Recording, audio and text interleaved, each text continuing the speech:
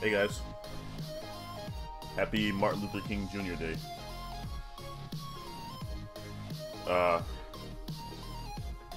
So I was a little late changing the title, as usual, but today we're going to be talking about what Martin Luther King Jr. really wanted and how it's not happening.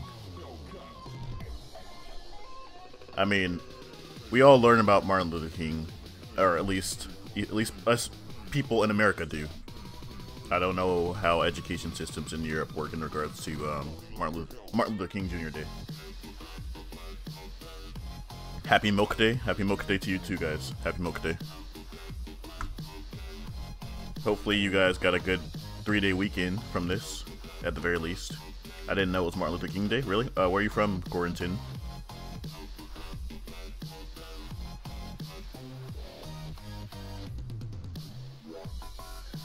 Let me bring up my thing really quick.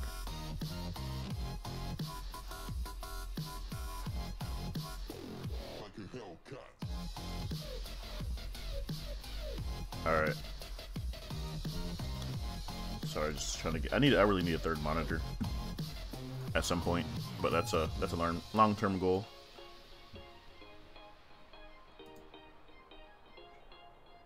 I didn't know it was Martin Luther King Day. We learned about him too, but I don't know why.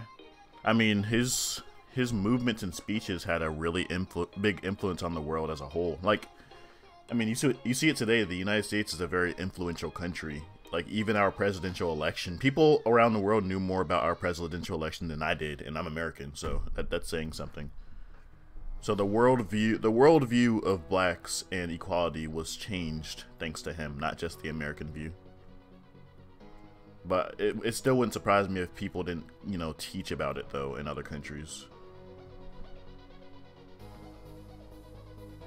All right, so finally some more people.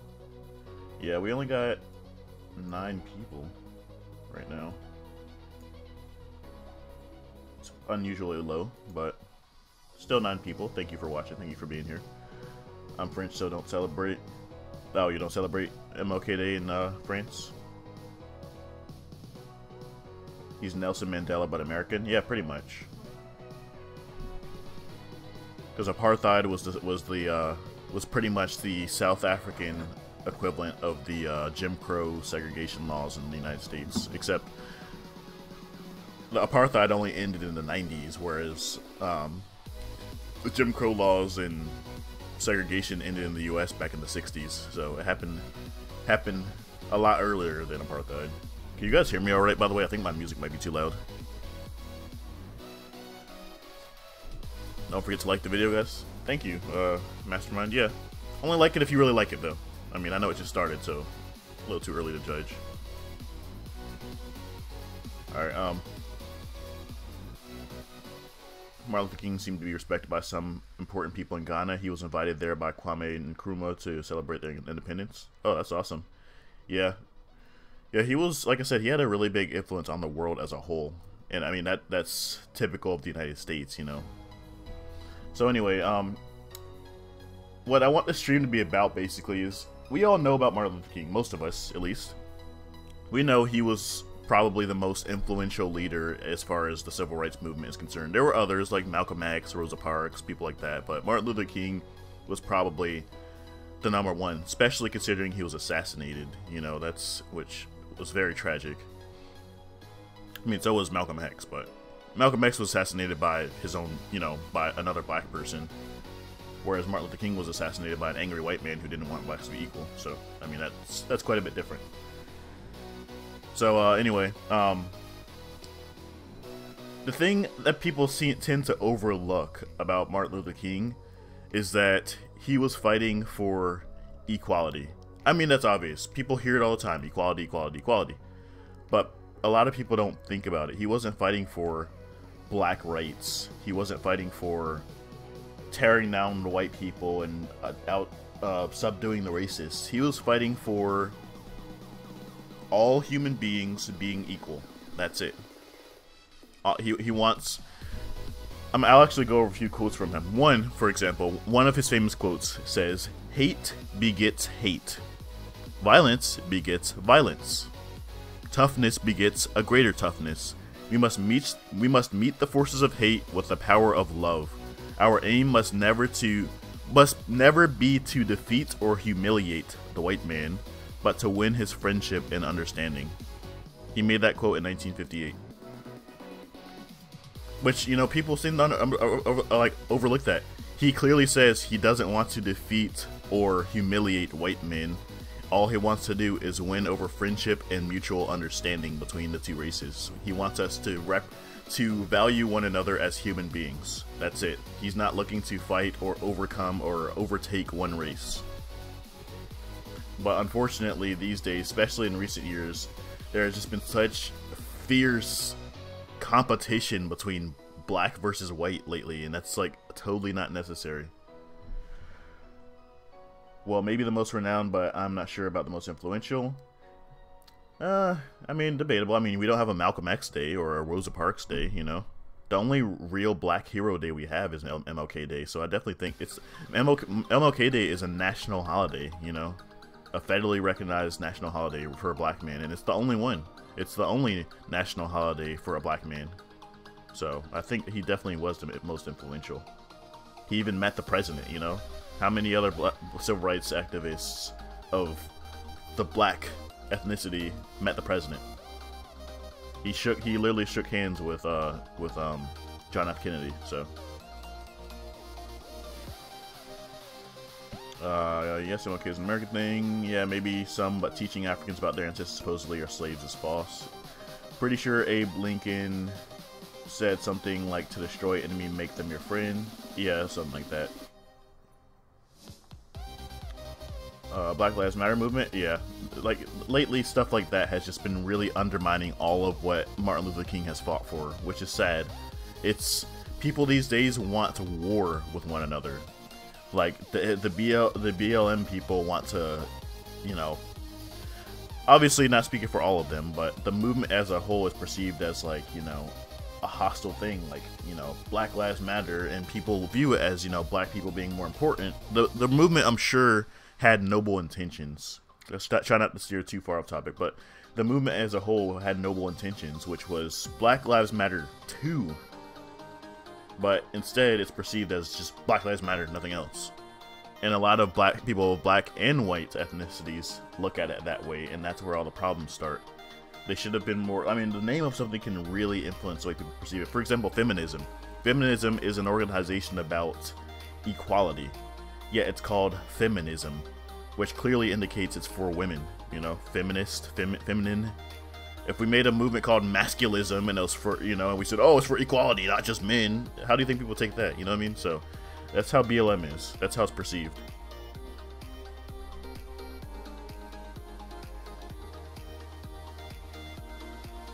Alabama's celebrating a Confederate holiday to you? Are you kidding me today? Are you kidding me?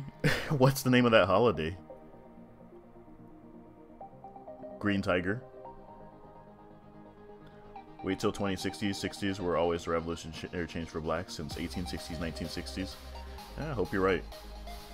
BLM, it was a decent movement that gathered some very non-decent people. Yeah, but that's pretty much same with feminism, you know. Feminism was a movement for equality, and now it's overrun by people who still assume that women are at this severe disadvantage to men, and we should treat them like goddesses and buy everything for them, and if we are sexually attracted to them whatsoever, we're pervs and we need to get shot in the face. You know, so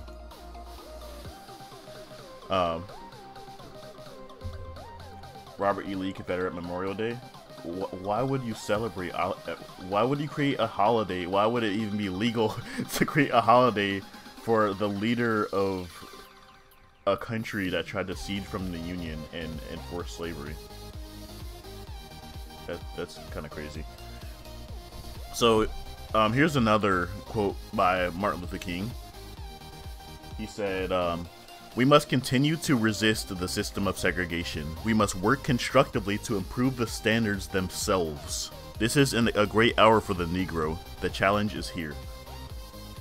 So he's putting emphasis on improving the standards, not killing white people, not downplaying racists, not undermining them, not doing anything to directly attack the oppressors, but to attack the oppressive laws and regulations.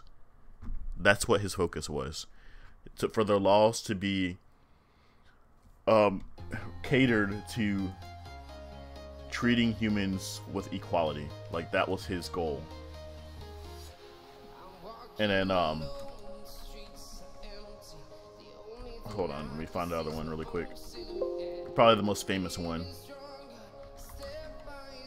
This is his most famous quote. I'm sure pretty much every American has heard this quote several times throughout their life. In his I Have a Dream speech. He said, "One day, this nation will rise up, live out the true meaning of its creed, which can be found in the Bill of Rights, that all men are created equal." Our Bill of Rights says all men are created equal. It doesn't say all white men, it says all men are created equal. And him putting that in his speech, so many people, like, that was pretty much, I think that was like the tipping point in our history. It's like, well damn, he's right, you know? Let's catch up on some comments. Have you seen the new game called Voodoo coming out? It's based in Africa about naked tribes and mud huts. They're really mocking it now. I have not heard about that. I'm glad I didn't hear about it until just now. The South still has some messed up people. It does. People still rock Confederate flags like it's the symbol of the South, and it's like, I'm not saying they're all racist, but when people have Confederate flags, I know most of them aren't racist, but they don't care enough to not rock that flag because that flag was literally the banner waved by the ones who wanted to keep slavery alive. That was literally the symbol of their nation. And that's why it offends people, and people don't really seem to realize that. The Confederate flag doesn't mean you're a racist, but it is literally, its sole purpose in life was to denote a country that rebelled away from the United States for the purpose of being able to retain black slaves. So I mean, that's why it's such an offensive thing. The South still has some messed up people, or I'm more of a separatist because, oh crap, I lost it. Separatism. Because of current social problems around the world, multiculturalism destroyed most societies around the world, and African societies in general should go back to their roots. I disagree. Multiculturalism has actually improved a lot of cultures. Like, the United States has some very rich culture and developments and technology due to its culture of multiculturalism. Like, we're such the cultural powerhouse we are because we're a melting pot. The only time it leads to destruction is if two different cultures have extremely different viewpoints of cultural norms, or if one culture is a lot more oppressive than the other one. And that's pretty much what happened. Europeans were just basically, you know, like, very bad people back then. That's why it led the way. It wasn't because the multiculturalism itself, it's because one culture was very oppressive. That's pretty much what happened there. I also think white guilt and black ignorance are the true problems around race. Also racism and lack of understanding. I agree. And that's why I make this channel, because I try to make that stuff clear to people. And I call people out under BS regardless if they're black or white. If I get a racist comment from a black guy on my video, I'm just as likely to reply to it as I am to a white racist. I see where you're going, but a lot of people, black people in this world will never do that. Never do what? Sorry, I probably missed something. Kai security. True, your ancestors weren't slaves, but your logically South Africans should learn of Mandela. Plus, Africans should learn of the slave trade their ancestors participate. I agree and disagree, so we the component, because well, for one, Kai Sakari's ancestors, or not his specific ancestors, but some of his people were slaves, because when the Fanti defeated the Ashanti in battles, they would sell their Ashanti prisoners into slavery. So some of them were slaves, mostly in the Caribbean. Like, most Caribbeans are descended from Ashanti people. And they were known for being extra fierce and actually even broke off and farmed their own communities at several points throughout history. As far as South Africans should learn about Mandela, I don't agree with that, because us learning about civil rights leaders shows that these problems are shared by other nations around the world, and we can learn and relate to one another. So I think it is important. You don't necessarily have to be in the same country. You make this into a video that I can watch later. Yes, I always do, Wolf. I always archive my streams and upload them publicly afterwards. Are you new to my stream, J Wolf? It's already like that. Look at how people in the USA separate by race in school, work, in our neighborhood. Not necessarily. Usually when people separate by race, it's by choice, though. Like when you see like some black people all sitting together and talking, it's not because they're not allowed to sit with white people. They just choose to do it because they can relate to each other better than they can with other groups. I mean, it's the same even within intra-racial relations. Like if you go to an African country or something, people will usually separate by ethnicity despite the fact that they're all black, because they can simply because they can relate better. Also, many blacks in the UK or Caribbean, their ancestors were enslaved. Yeah. Jamaicans are descended from the Akan. Yeah, the Ashanti are part of the Akan ethnic group. The Ashanti are a subdivision of the Akan ethnic group. Languages, culture, architecture, rights, systems, we have it all, but... Oh, crap. I just completely lost that concept. We have it all, but we don't use them because of globalizations. We have to push this idea to culturally influence other groups.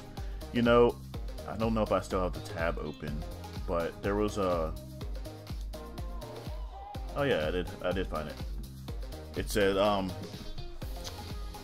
it's an article published by BBC where a group of African leaders all, they all gathered around into a conference for the African Union. And what was his name? So the African Union uses Arabic, French, English, and Portuguese as their languages, as their lingua francas. None of those languages are African. Not one of those languages are African. The African Union, keep that in mind, the African Union uses Arabic, French, English, and Portuguese. No African languages as their official languages. Which I understand why they do it, because there's simply more people who speak those languages. Or, well, let me phrase it. More official people who speak those languages that they can relate to. But anyway, I wish I could find his name on here. But anyway, one of the leaders in that group, the one who led the group, he addressed his audience in Swahili. And everybody was like, oh crap, what's he saying? I don't know Swahili. And they all start, gathering interpreters to translate it for them. And he did it as a way of saying, we're the African Union. Why are we talking in European and Asian languages? Why aren't we talking in our own languages? So that's, and they, since then there have been movements towards pushing for African languages. But anyway, we're getting off topic.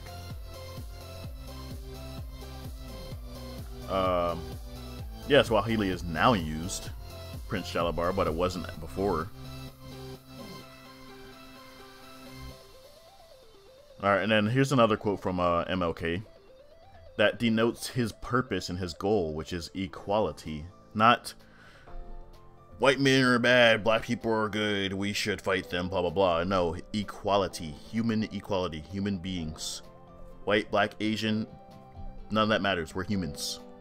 That's what he was pushing for, and it's so overlooked these days. It is so overlooked. He would be ashamed of the way we are today. He would be ashamed of how undermined all of his hard work has been if he saw today's world.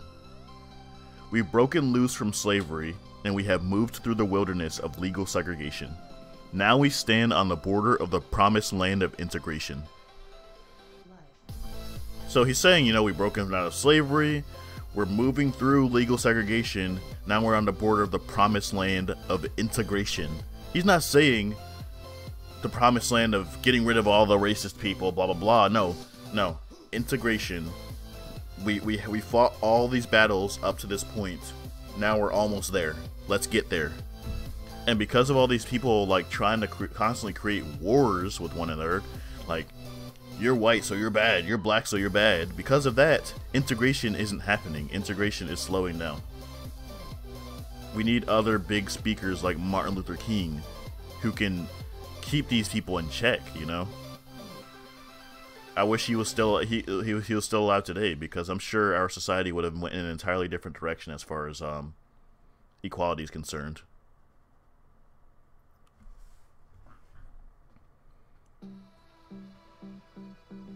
Put on the MLK Boondocks clip. I don't have that, but I don't want to get any copyright infringement in my video. I was told by one of my teachers that many African politicians speak better French than most French people because they speak an older French. Subjective. There's not really a better version of any language. It's like when people say British is more correct than American because it's where English started off, which is untrue because there's many errors I can point out in British in comparison to American. It's all subjective. For example, British people, if a British person said Martin Luther King's name, they'd say Martin Luther King. No R's. They would completely ignore all those R's. Martin. That's incorrect. In American English, that's incorrect. There's an R there. You're supposed to say Martin Luther King. But they say Martin. But on the same note, we say a lot of things that would be seemingly wrong. For example, how we replace a lot of our T's with D's. Like, let me think of an example. Like,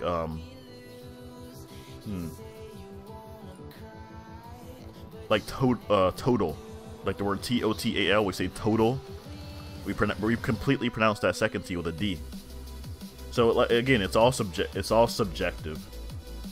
No one speaks like that in England. They do speak that way. I dated an English girl before, I know, and I've had many English friends before. I even worked with one when I was in the army.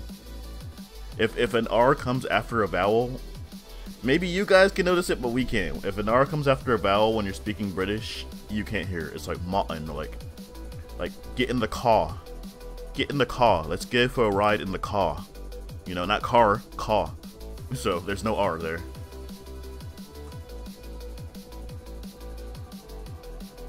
Alright, sorry if I missed I know the chat's moving a lot, guys. Sorry if I'm missing your stuff as usual.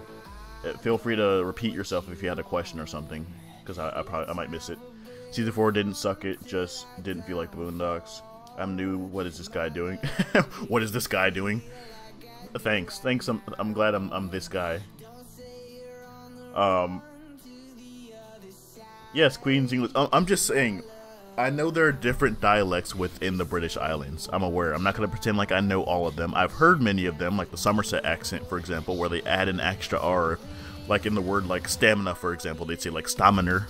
You know, I know there's different accents, like the pirate accent, for example. But my point is, in general, British people typically don't really include their R as much as we do. Like I've never once in my life heard a British person call a car a car.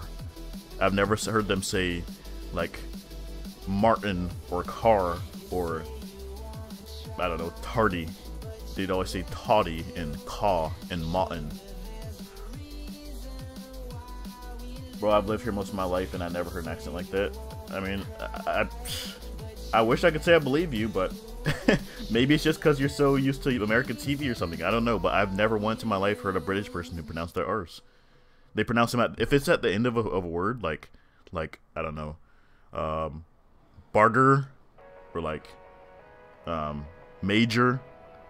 Well, even then, like they'd say major. I don't know. We'll see. Anyway, I'm sure if you go on Google, right now, Kai Sakiri, right now, go to Google type in a word, and then like for, you know how it gives you the definition, there's the little sound icon that you can click to hear the pronunciation. I'm sure it's different in the UK because it's probably Google.co, like Google.co or something there, or .co.uk or something. Anyway, if you go in there and click that little sound icon and it pronounces it, I guarantee you're not going to hear the R. You're going to hear major or caw or Martin. Anyway, we're way off topic.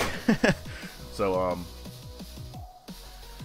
yeah, anyway, the whole point I'm trying to get across in this video is Martin Luther King was not fighting to defeat the racists. He was not fighting to say white people were bullies.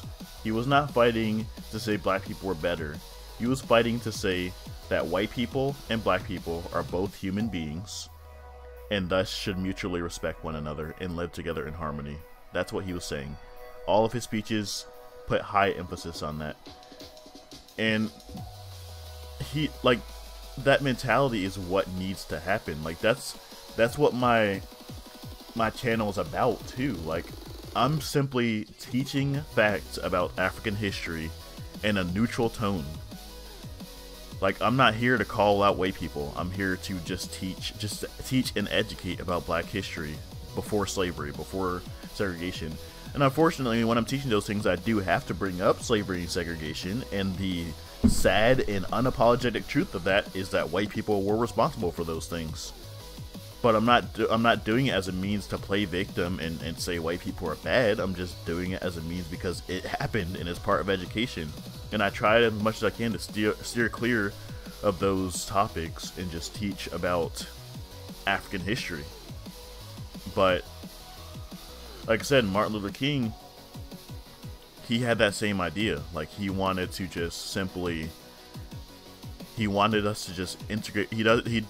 There doesn't have to be wars. Like, I find in my videos, most of my comments, for example, my top 10 reasons why Afrocentric people are toxic, I usually, the bad comments I get on it, it's usually one of two. It's either an angry black person calling me a sellout or an Uncle Tom and saying that, you know, I'm trying to appease white brothers and win white approval. Or it's a white person getting angry that I pointed out that that Europeans are responsible for most of the world's mass deaths and genocides. I pointed that out briefly on one part, but then I said, however, that is not an excuse to hate all white people, because not all white people collectively did that. So the way they see it, these people, the whites and the blacks, they always see it is either you're with me or you're with them. Either you're against me or you're against them. And that's not how it has to be. I'm with people like them. I'm against people like them, but I'm with everyone else.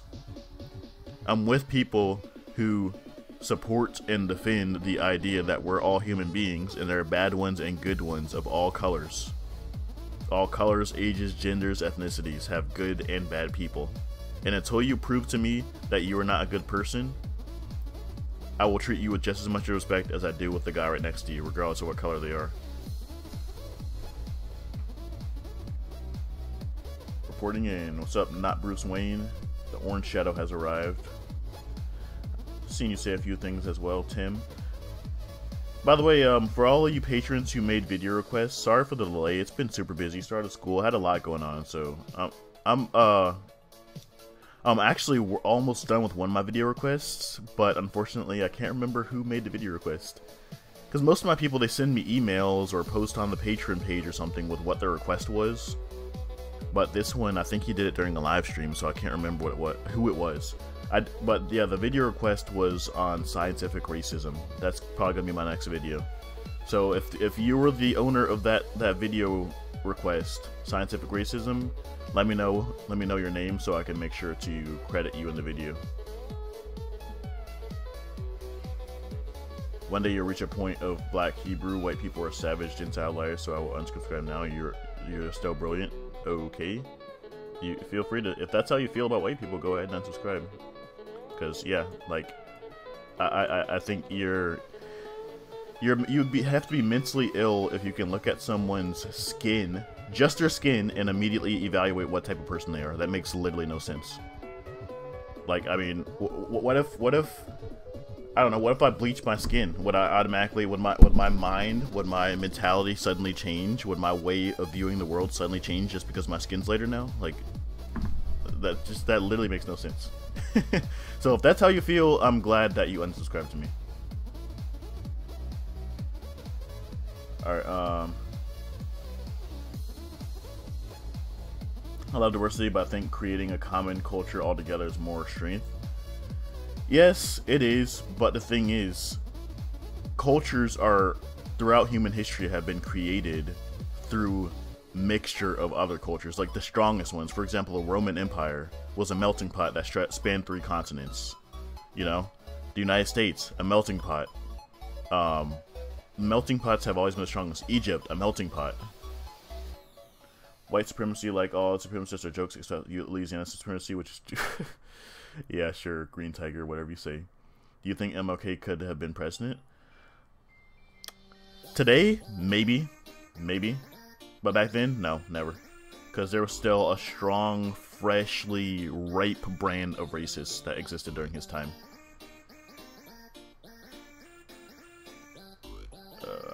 That was Yatak. He replied to your in the previous video section. Who was the guy who was saying that white people are evil or whatever? Yeah, I have no time for people like him. I'm a white guy who studies European history at university, and I find your videos very interesting. Thank you. Yeah, like I said, because at the end of the day, my videos are history videos, you know? They're not European history, they're not African history, they're history. They are African history, but African history is history too, in every rate as European or Asian. If MLK was president, he'd still get assassinated.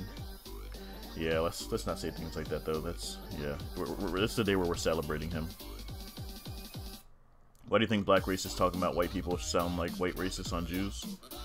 Wait, why do black racists talking about white people sound like white racists on Jews? I feel like a lot of the black racists, which people seem to fail to acknowledge that there can be black racists, they just have different reasons and motives. White racists are usually racist from a perspective where they think blacks are inferior and they're superior, whereas blacks usually are racist towards whites because they think that all white people fit that definition. That they're evil, savage, murderous people who hate everyone except for themselves. So they have different motives for being racist. But black racists definitely do exist, and I hate when black people say that they don't. Secret Service would be working overtime. Yeah, definitely. But again, let's not talk about that. Alright, I'm really behind in the comments, guys. Also, if you're enjoying the stream, please click the like button. Show me your support. And also remember, if you want to make video requests, you can do so by donating at least $5 or becoming a tier 2 patron on my Patreon account, which you can find in the description of this live stream right now. The country that voted in a racist in chief. Well, I mean, the previous commander in chief was black, so I mean, you know, it could go either way.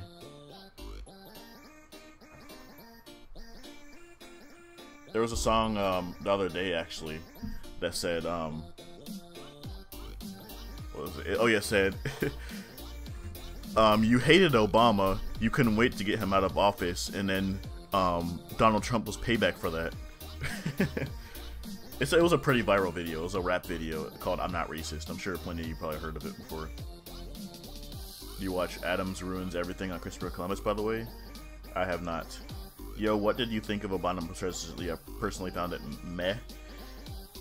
The thing is, he was overly judged from the very beginning because he was black. People expected, black people typically have to do a lot more than a white person to win any type of approval. But you don't seem to realize what happens until long after it happens. Like, Obama, despite his shortcomings, a lot has changed since he was in office. The inflation ended, or the recession ended. The Iraq and Afghanistan wars ended. Gay marriage was legalized. Just overall, the country seems to be at more peace. I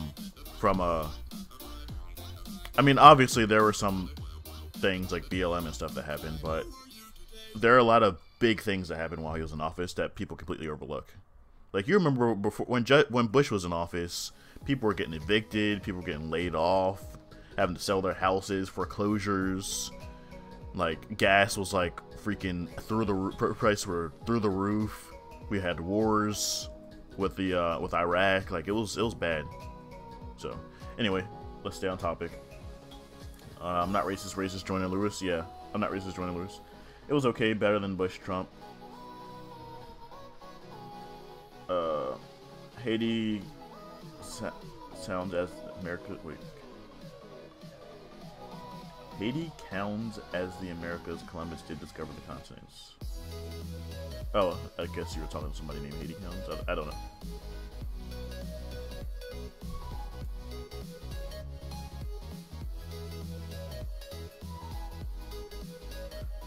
All right. Is the stream lagging for you guys at all? Mine keeps lagging. I'm not sure why. Look at FDR's presidency today. He's considered one of the best American presidents, but back then he was quite controversial. Yeah, exactly. Like I said, you don't usually know you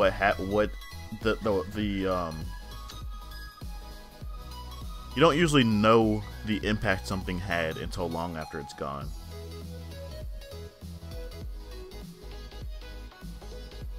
What's your opinion on Haiti joining the African Union?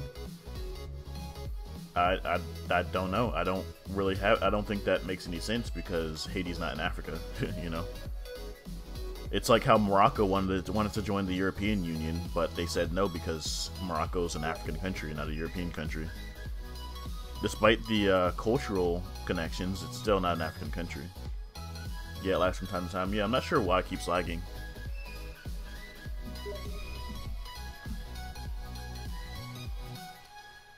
Alright, sorry, somebody's spamming me on Steam. I'm gonna delete this guy. It's obviously just trying to scam me.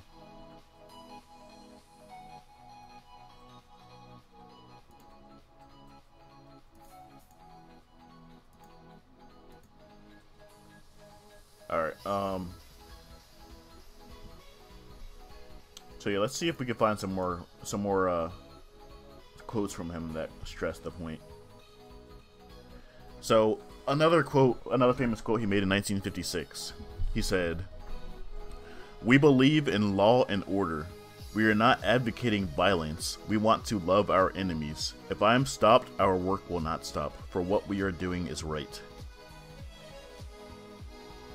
So it's like, I see what he's saying there when he said we should love, we want to love our enemies. Like, a lot of people don't perceive those things correct. We're not saying we should love people who hate us. We're saying that during that time, it was a white versus black thing. White was enemy, black was friendly, or vice versa. If you were white, white was friendly, black was enemy. Like, that's how the world was, but he was advocating that we should love one another, we shouldn't fight one another. Because loving one another would solve the problems, fighting each other would not. We had no reason to fight. We literally had no reason to fight back then, but we were doing it. So the only solution to that battle was to love one another. And that still holds true to this day. By the way, guys, I'm sure you see my Nightbot spamming all the time. Like, please follow those links. Follow me on Facebook, follow me on Twitter, and join my Discord, because I will be using it in the future for other things like that. Did you and Home Team agree on a collab? Did Home Team agree on a collab with you? Yes, he did. We've actually been discussing that through email throughout the past few days. Yeltuck was the patron for Scientific Racism video. Oh, it was? How do you remember that? Thank you, though. Let me go ahead and sure, save that name.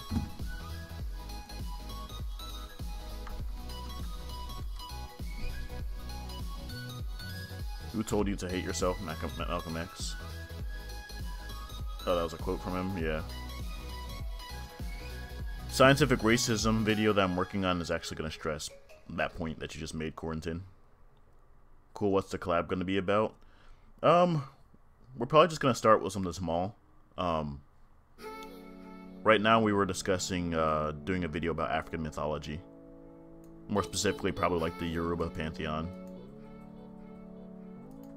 Can't wait for the collab. Yeah, I think we really need to do that, you know,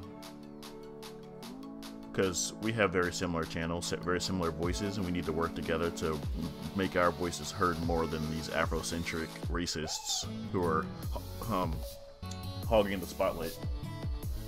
Sorry. I think the beauty of the U.S. is that we changed the narrative of Declaration of Independence that all men are created equal was originally applied to white men. It took till Martin Luther King to change the idea. Yeah, it's pretty crazy. Like, I wonder if when they wrote that, I wonder if they like when they wrote the Constitution and they wrote the Bill of Rights, I wonder if they thought about that. If they knew that when they said all men are created equally, I wonder if they factored in slaves when they wrote that. Or I wonder if they factored it in and they meant that, and then other people just chose to ignore it, or if they wrote it without thinking. Like, without thinking about slaves, thinking, oh crap, they're actually men too, they shouldn't matter.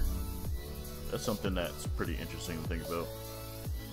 Yeah, I was reading on the Chinese expedition to China. The diplomat wanted to sail to Rome, and the sailors offered to sail him around Africa in like 97. 97? Well, 97 AD, you mean? The Chinese actually did reach Africa. They sailed all along the east coast. Xing He's fleet was probably the most famous. But yeah, the Chinese did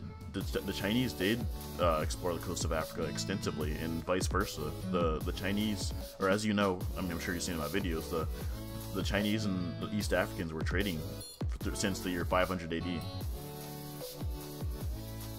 Slaves weren't considered humans back then. The mentality of slavery and and racism back then changed throughout time. It was always present since at least like the 1500s, but I'll go over it in the scientific racism video, you'll see. But it changed throughout the ages, but it was only until fairly recently that blacks were considered inferior from a genetic level.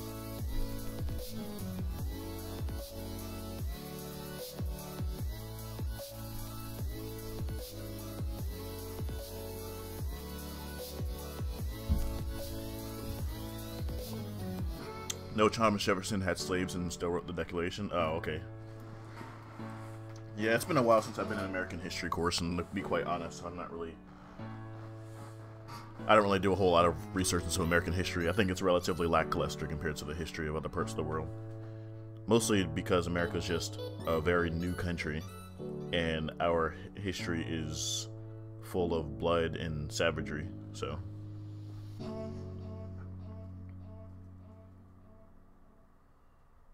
If you could visit an African country, which one would it be?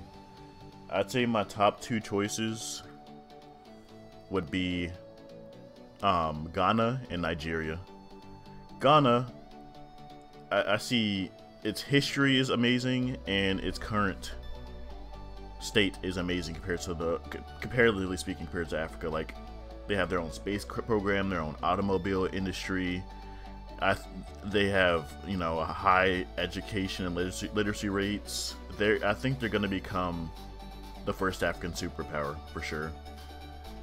Nigeria, currently a very dangerous and corrupt country as a whole, but the history is incredibly rich. There were so many really interesting kingdoms and stuff that existed, like the Benin Empire, the Oyo Empire, the Ife heads were made there, the Nok culture, the Hausa. There's still, to this day, there's still walled cities and fortresses all throughout Nigeria, like Sungbo's Irido, the walls and ramparts of Benin, the Hausa city, like the Kano city walls of the Hausa states. So I'd love to see all that stuff and ask people, you know, firsthand, get information from people there. I'd visit Botswana. I heard they're improving quite well. Yeah, they're definitely doing very well for themselves as well. But I'm more interested in the history, though. That's one of my biggest reasons for wanting to visit the country, the history. Botswana, it's a successful country, but historically it was inhabited by hunter-gatherer Khoisan people, so you won't really see many like monuments or anything there if you went.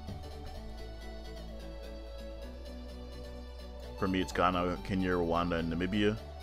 Why is that, Green Tiger? I would go to Kenya for the nature and Ethiopia for the history. I find when most people want to visit African countries, they're going for the nature.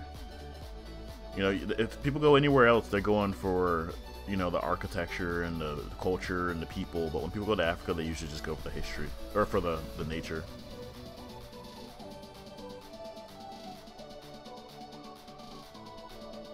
I wouldn't go to Nigeria until it improves. I mean, I'm sure I could, as long as I took the necessary precautions, I could go there. I mean, the whole nation, people are scared to go to the US, for example. I mean, for those of you who live in Europe, I bet you probably heard all throughout your lives that going to America is dangerous because guns are legal and people are going to shoot you. You probably hear that a lot growing up, don't you? But that's completely untrue. Never once in my life have I felt threatened by a gun, and I've been here all my life, so. Like, it just depends. Just don't go to bad places. That's pretty much it. If you go to, like, the streets of Detroit at night by yourself, you know, then yeah, obviously you're going to be in danger. But, or like in a dark alley or something, too. And even then, it's only, like, certain parts of Detroit. Tanzania is also nice. I want to see Timbuktu. Yeah, I'd like to see Timbuktu and the Swahili coast in general. I want to see traditional architecture in Mali, Niger, and Ghana. Yeah, traditional architecture of Ghana and the Benin is the stuff I'm interested in the most. Unfortunately, I don't think much of Benin's traditional architecture exists, and the little bit that is preserved is like very poorly maintained. It's like really cracked up and has like the corrugated iron metal roofs and stuff like that. So I wish they'd have done more to preserve and restore that architecture. What about Ethiopia? Ethiopia is cool too, but it's not on the top of my list because, I mean, I'm more interested in the architecture that is very clearly, unapologetically African. Whereas Ethiopian architecture is clearly influenced by, like, you know, some of the other Mediterranean kingdoms in their architecture. Like, they literally have castles. Like, the castle of Gondar in Ethiopia, it literally, like, if you didn't know it was in Ethiopia, if you looked at a picture, actually, I'll find a picture of it right now on the big screen.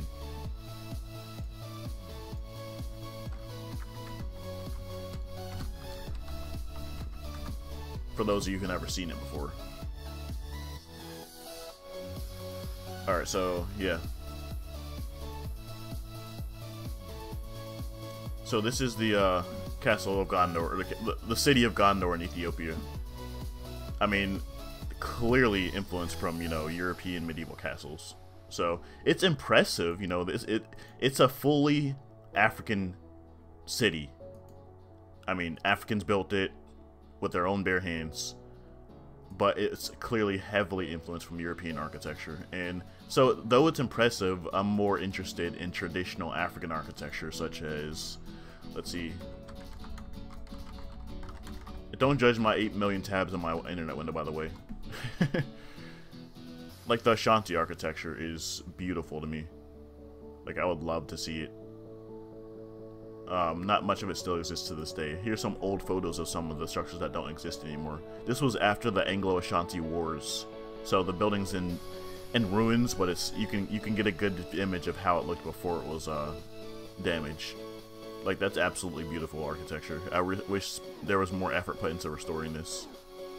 And these were 2 to 3 story buildings, which that's one common insult I get on my videos. You see, Africans never built 2-story buildings. I'm like, well, how do you explain this? These buildings actually had, Kai Sekiri probably knows a lot more about it than me because he's actually he's actually of the Ashanti ethnic group. But, these buildings literally had gravity-powered toilets on their second floor.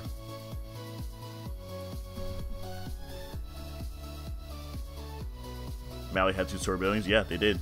They had several story buildings. There were lots of kingdoms that did in Africa, but people just overlook them. But like I said, like, gravity-powered toilets on the second floor, that was... Europeans didn't have toilets during that time. So that's saying a lot. To this day, you know, a lot of the architecture's not exactly well preserved, but it's still there nonetheless.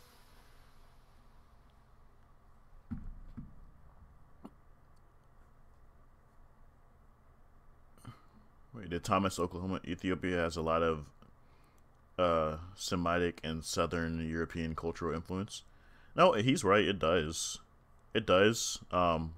But it's still an African nation in its own right, and at its core, it's architecture and, you know, its architecture, their way of life, their language, their culture, all that stuff like that is African at their core.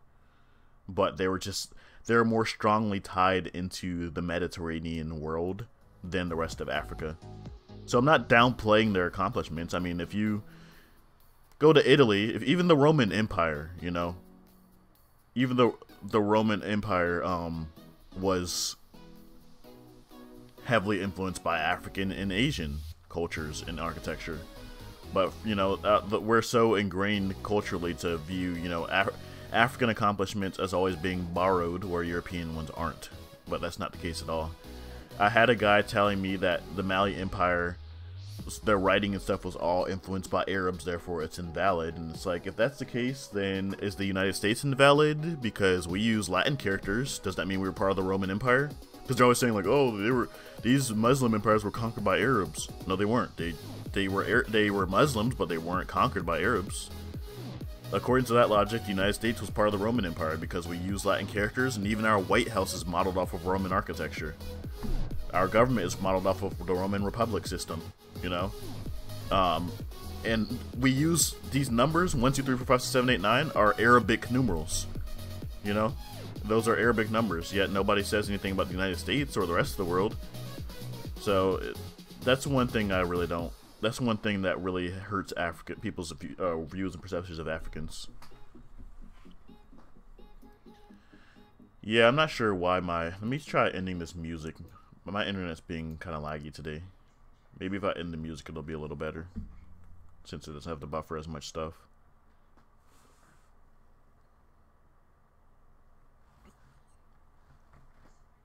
Alright, so hopefully it's a little better now, guys. Alright, we're up to 25 viewers now, guys. Let's get some likes if you're enjoying the stream. That one guy who hates white people disliked my stream and unsubscribed. So yeah, let's try to offset that a bit. God, it's still lagging. I don't know why. I'm not sure what's going on.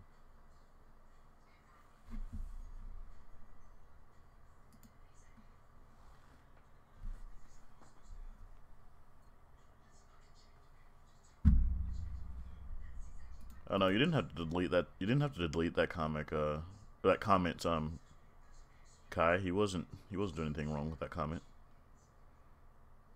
Probably all of them tabs? No, because all these tabs aren't doing anything. Most of them are just sitting there. If they had like videos and stuff playing on them, then sure, but they're not. I always have this many tabs open. It's just when I stream, I usually pull one of the tabs up to my other monitor, to the big screen monitor. So you guys usually don't see them.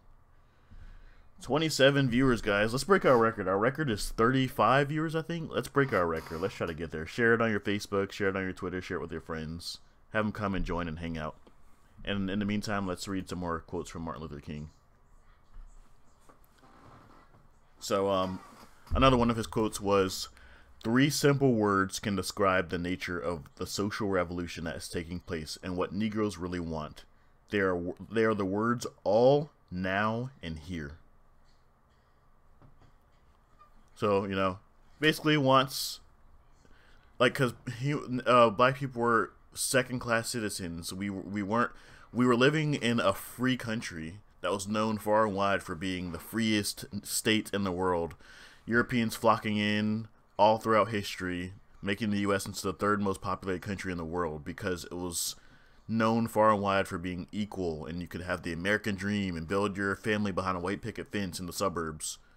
But if you were black, even though you were more American than any of these immigrants, because you were black, you couldn't enjoy all that stuff. So, his words, all, now, and here. Can't say anything, you know, that's all you really need to say. Like, we deserve it, if just as much, if not more, than all the immigrants during that time.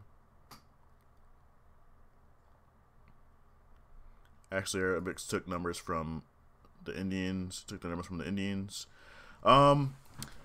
Quarantine, they did and they didn't. The Arabic numeral system is based on 0. 0, 1, 2, 3, 4, 5, 6, 7, 8, 9. 0, 1, 2, 3, 4, 5, 6, 7, 8, 9.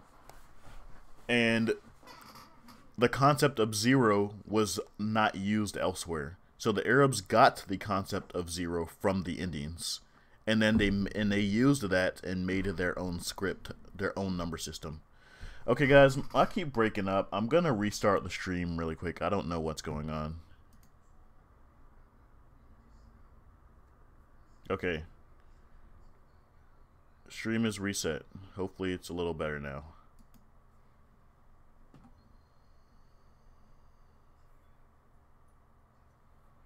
Hopefully it's a little better now. I mean, if that doesn't work, then I have to reset the router, which, yeah, it doesn't seem to be working. It's still lagging. Probably have to reset the router, and I really don't want to do that right now, so I'll probably end the stream sometime soon. Was Martin Luther King ever accused of being a communist? Because we all know that race mixing is communism. Since when is race mixing communism? I've never heard that before. I don't know enough about that topic to answer that question. But why do people never consider the North Africans as Africans? Do you think because they look different, because they're a different culture? I think culturally, North Africans, despite their color, North Africans culturally are a lot different from sub-Saharan Africans. And I mean, you think about it, North Africa is mostly a desert. For one, it's mostly a desert, and two, it's more tied into the Mediterranean economy than sub-Saharan Africa. So culturally, yes, it is different. However, at the end of the day, they are still Africans. They live in Africa. They are born, raised, and grow in Africa. But yeah, culturally, they are quite distinct from sub-Saharan Africans. But to say they're not Africans at all is a bit of a stretch. I don't agree with that. North Africans are Africans, but they're not racially Negroid. Some of them are. Not all of them, but some of them are. Like South Sudan, for example, is predominantly a black country. That's why the world is laughing at us right now, because we're fighting over some nonsense when Asians and Europeans are out there working together to advance. Yeah. I mean, Africa, I think not. This is one of the few points where I'm validly blaming, white people. I think Africa is in the situation it is because of colonialism. I mean, if you go to Europe and just cut a big circle, I'll bring up a map of Europe right now.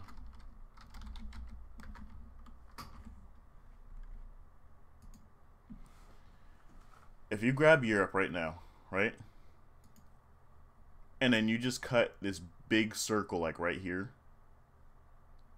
and call it, let's call it Nigerian Central Europe.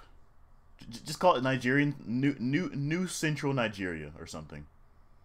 And then force them all to speak Yoruba, worship the pantheon of Yoruba gods like Ishango and Odumare and Olokin. Force them to worship all those gods, and force them to conform to the African systems of government that they practiced during that time, and speak the Yoruba language. And then set various other African kingdoms do that to other parts, like Ashanti, Western Europe, and then just like, I don't know, Russia Ile or something right here, and then just cut it all up. And then the infrastructure is based solely on improving the economies of their African counterparts down on the African continent, and keep them that way. And then after they gain independence, they stick with those borders that were drawn out by Africans. But there's still Polish people, there's still German people, there's still Hungarian people, there's still Croatian people. There's still all that stuff, but they're forced to live in the same borders. And then there's borders like literally cut straight down the middle of like Germany and stuff.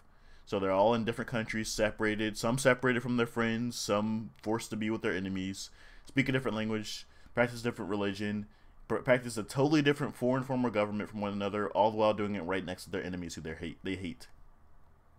That's going to cause problems. That's going to make Poland want to break off and make their own country. That's going to make Germany want to fight a war with Slovakia because they think that Slovakia is hogging all the revenue for their part of the country. It's going to make problems.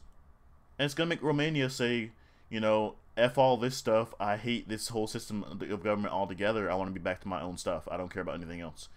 And then the central government of this new African colony is going to want to shut all these people up and keep it all together because they're in charge of the whole country and they don't want anybody leaving because they're in charge. It's all the powers in their hands. They don't care about what these countries used to be. They just know that they control this whole territory now and they want to keep it. That's what happened to Africa.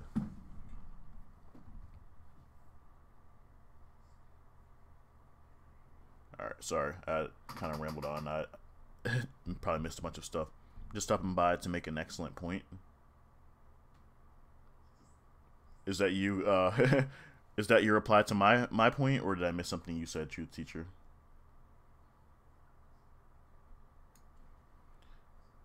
Has lots to do with, but all these tribal rivalries and rivalries with other African countries is actually a joke. You're actually fighting someone who looks exactly like you. Because the thing is, Africans didn't care if you looked like them or not. They just knew that they were one ethnicity and that was another ethnicity. And the same can be said about every other part of the world. The Japanese hate the Chinese, even though they look similar. The Koreans hate the Japanese, even though they look similar. The French and the British have historically always hated each other, and they look the same as each other. So I mean that's gonna exist everywhere. Back in the day, before racial like slavery and stuff, skin color wasn't what made you hate someone. It was your ethnicity, it was your language, it was your culture, it was your where you live that made you hate each other.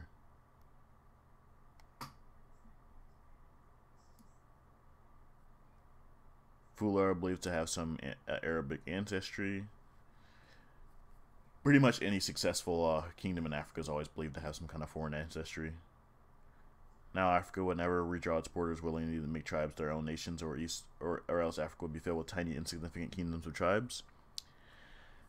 Yes, but there are some that made up sizable kingdoms in the past, though. For example, if Nigeria broke up into the Hausa, the Yoruba, and the Igbo, that in itself would solve a million problems. That's why the Nigerian Civil War started in the first place, because the Igbo hated how the Yoruba and the Hausa managed their country, so they wanted to make their own. And the Hausa and the Yoruba were not very happy about that because most of the country's oil reserves were down in Igbo lands. And to this day, the Igbo are the most underdeveloped part of Nigeria because of that, as a direct consequence of that. Because the corrupt government of Nigeria is still holding a grudge against them. And okay, my stream is so laggy. I'm not sure how well you guys can hear me, but I think I might have to cut this stream because it's pointless. I'm sure you guys are probably missing big chunks of what I'm saying. Anyway, it's been a little over an hour anyway, so I hope you guys enjoyed the stream, and hopefully I changed your perspective of what Martin Luther King was about. I mean, we all know he was for equality, but that word is tossed around so much that people don't really seem to fully absorb what he was trying to accomplish.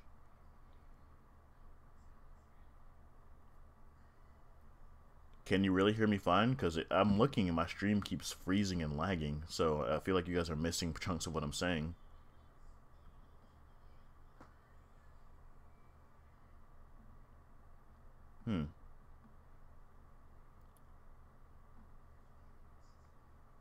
The Igbo group are most successful ethnic group abroad despite lack of development in Nigeria.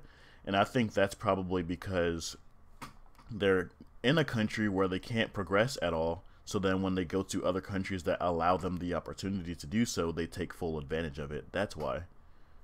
Nigerians as a whole are the most successful, the most well-educated group in the United States. Unfortunately, because of basically what we've been talking about, not many of them actually get represented accordingly to their educational status. That's why you see a lot of African taxi drivers and stuff here. MLK is one guy. One guy is deeply respected from the movement. Yeah.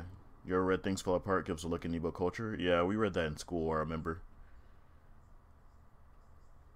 I'm Fula, but I don't have supposed Fula features. I always told I look Bamana. I mean, when people look at me, or the average black American, is between 20 and 30% European. And people always assume these African features, but they hold no weight. Like, for example, people assume Africans have really dark skin and, you know, these very distinct features that Africans have. I'm 90% African. I'm only 6% European. Yeah, my skin's not like really, really dark, you know.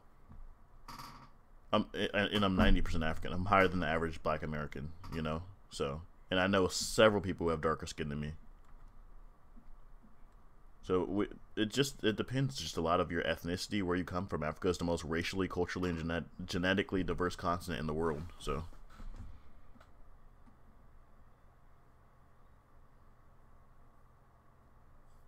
what should be more like 10% actually? Oh, what's the remaining 4%?